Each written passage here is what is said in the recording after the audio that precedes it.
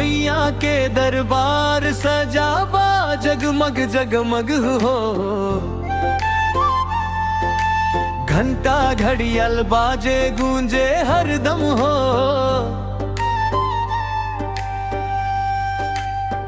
लाल चुनरिया उड़ के आई लू शेरा वाली, दर्शन दे दमैया हम बानी तोरे सवाली जा।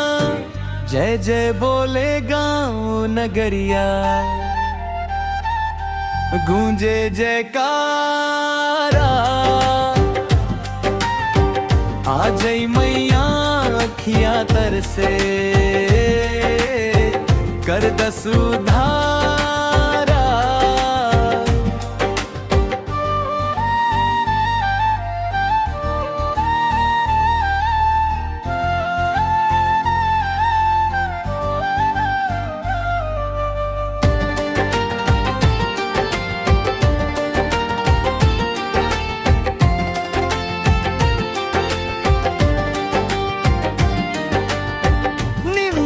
के छाँव में बैठलू रूप निराला, देख के तो हैरा सुरतिया भूल जाला जग सारा ताता।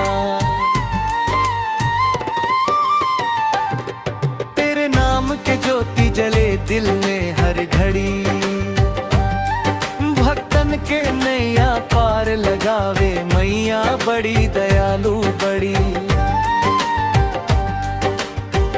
आवा आवा मैया जी आई हस हमार द्वार, नवरात्रि में कर दस कृपा भर दस हुशिया पार।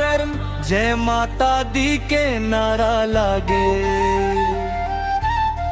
हर गली हर